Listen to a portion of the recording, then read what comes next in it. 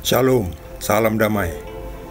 Kita sambung dengan kitab Kejadian bab 9 dengan judul perikop Perjanjian Allah dengan Nuh.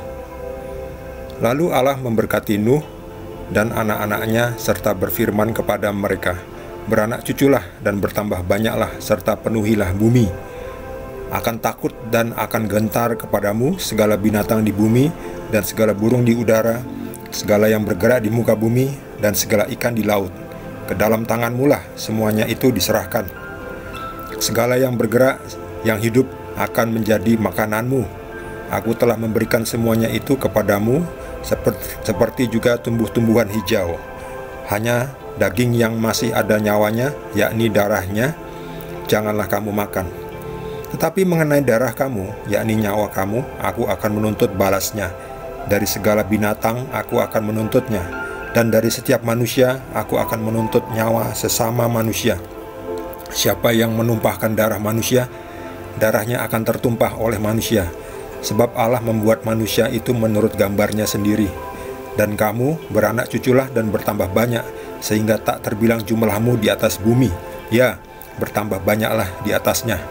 Berfirmanlah Allah kepada Nuh dan kepada anak-anaknya yang bersama-sama dengan dia, "Sesungguhnya aku mengadakan perjanjianku dengan kamu dan dengan keturunanmu, dan dengan segala makhluk hidup yang bersama-sama dengan kamu, burung-burung, ternak, dan binatang-binatang liar di bumi yang bersama-sama dengan kamu, segala yang keluar dari bahtera itu, segala binatang di bumi. Maka kuadakan perjanjianku dengan kamu, bahwa sejak ini tidak ada yang hidup yang akan dilenyapkan oleh air bah lagi, dan tidak akan ada lagi air bah untuk memusnahkan bumi." Dan Allah berfirman, "Inilah tanda perjanjian yang kuadakan antara aku dan kamu, serta segala makhluk yang hidup yang bersama-sama dengan kamu, turun-temurun untuk selama-lamanya. Busurku kutaruh di awan, supaya itu menjadi tanda perjanjian antara aku dan bumi. Apabila kemudian kudatangkan awan di atas bumi, dan busur itu tampak di awan, maka aku akan mengingat perjanjianku yang telah ada antara aku dan kamu serta segala makhluk yang hidup, segala yang bernyawa, sehingga segenap air tidak lagi menjadi air bah untuk memusnahkan segala yang hidup. Jika busur itu ada di awan, maka aku akan melihatnya, sehingga aku mengingat perjanjianku yang kekal antara Allah dan segala makhluk yang hidup, segala makhluk yang ada di bumi." Berfirmanlah Allah kepada Nuh, "Inilah tanda perjanjian yang kuadakan antara aku dan segala makhluk yang ada di bumi." Demikianlah sabda Tuhan.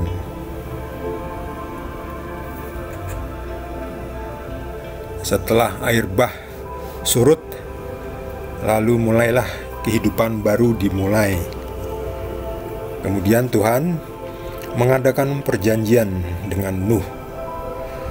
Perjanjian apa itu? Perjanjian mengenai bahwa Tuhan akan menyediakan, memelihara, dan menghindari Nuh dari segala mara bahaya, dari segala bencana alam, dan tidak akan ada lagi air bah.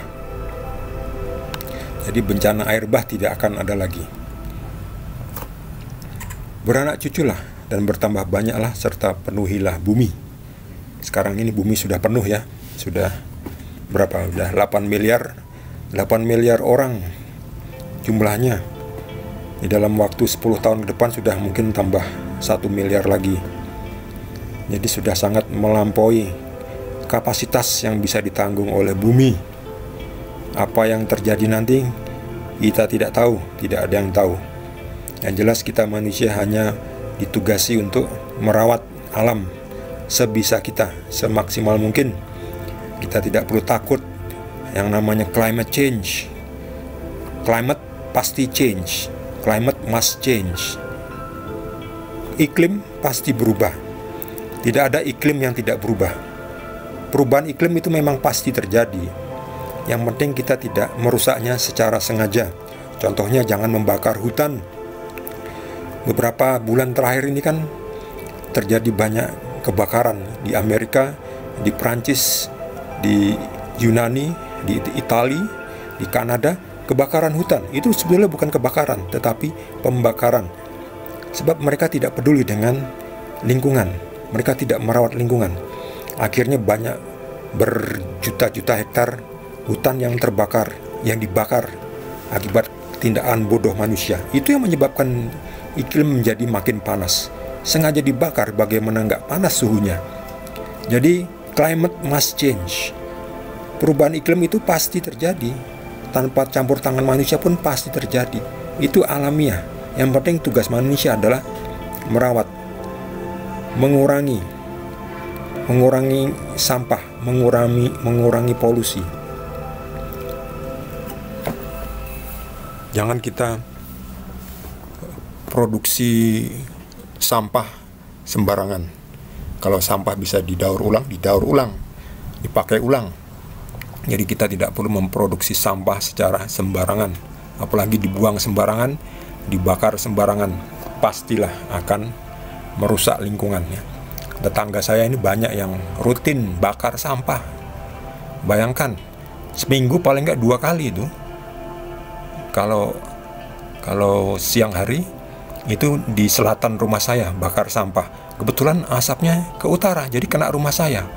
Lalu kalau malam hari yang di utara rumah saya bakar sampah juga. Nah, pas malam hari itu asapnya mengalir ke selatan, jadi kena rumah saya. Jadi pagi kena, malam kena. Itulah tindakan manusia yang seenaknya saja, membakar sampah, mengganggu orang lain ya. Jadi kalau kita bakar sampah tuh harus hati-hati ya, jangan sampai asapnya mengganggu orang lain. Apalagi kalau apinya menyebar kemana-mana ya, akhirnya membakar semua yang di jalur pembakaran itu. Jadi kebakaran di mana-mana. Jadi harus hati-hati. Segala yang bergerak, yang hidup akan menjadi makananmu. Lihat ini, lihat. Segala yang bergerak, yang hidup akan menjadi makananmu. Tetapi juga selain tumbuh-tumbuhan hijau ya. Jadi sebelumnya kan manusia diberi makanan buah-buahan, sayur-sayuran. Tetapi sekarang tidak hanya buah-buahan dan sayur-sayuran, tetapi segala yang bergerak, yang hidup akan menjadi makananmu. Ya, lihat ini, perhatikan. Jadi binatang juga jadi makanannya manusia. Jadi tidak hanya vegetarian ya. Jadi setelah Nuh itu Tuhan berfirman bahwa segala yang bergerak bisa menjadi makananmu. Jadi hanya daging yang masih ada nyawanya janganlah kamu makan.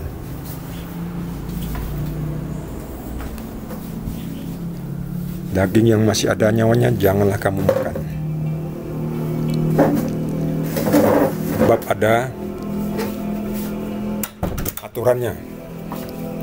Jadi kita di sini secara detailnya kita memahaminya bahwa yang namanya nyawa ya jangan dimakan hidup-hidup ya. Jadi harus disembelih dulu dengan baik-baik ya.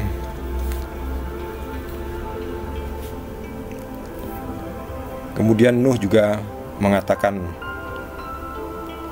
bukan Nuh tetapi Tuhan mengatakan, aku akan menuntut balas. Nah, mengenai nyawanya Nuh ini, artinya kalau ada yang membunuh Nuh, Tuhan akan menuntut balas ya. Jadi di sini hukum Tuhan masih hukum mata ganti mata, nyawa ganti nyawa. Sebelum Tuhan Yesus datang, hukumnya masih hukum ini. Ini namanya hukum perjanjian lama. Jadi perjanjian lama seperti ini memang jadi sangat keras ya. Tuhan itu keras dalam perjanjian lama. Tapi setelah datang menjadi manusia, Tuhan menunjukkan belas kasihannya. Memang Tuhan bisa tetap melakukan keadilan. Nyawa hilang diganti nyawa. Tetapi Tuhan juga bisa menunjukkan belas kasih. Mestinya kita dihukum, tetapi tidak dihukum. Karena apa? Karena belas kasih. Kalau secara keadilan kita tidak adil, misalnya kita bersalah ya kita harus dihukum. Tetapi dengan cara belas kasih kita tidak dihukum, kita diampuni. Lalu siapa yang mengganti rugi? Ya Tuhan Yesus. Tuhan Yesus yang mati di salib. Itulah hukum kasih ya. Yesus Tuhan menebus dosa kita.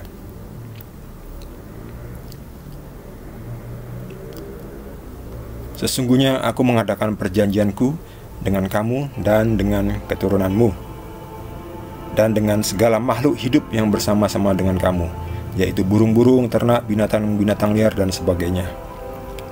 Akan kuadakan perjanjianku, dan aku akan memberikan tanda, yaitu busur. Nah, busur ini disebut pelangi ini.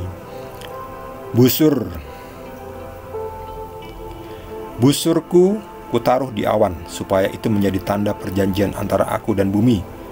Jika nanti kemudian aku datangkan awan di atas bumi, yang artinya siap akan menjadi hujan, Tuhan akan mengingat perjanjiannya bahwa Tuhan tidak akan lagi memusnahkan dengan air bah. Jadi ini busur ini menjadi tanda bahwa perjanjian Tuhan tetap dipegang oleh Tuhan. Tuhan perlu diingatkan ya dengan tanda ya, apalagi manusia. Kalau Tuhan aja harus punya tanda, maka apalagi manusia. Busur ini ya seperti pelangi, tapi sekarang ini pelangi dikatakan sebagai efek alamiah ya dari sinar matahari yang terkena pembiasan oleh air, titik-titik air. Itu ada hukum alamnya.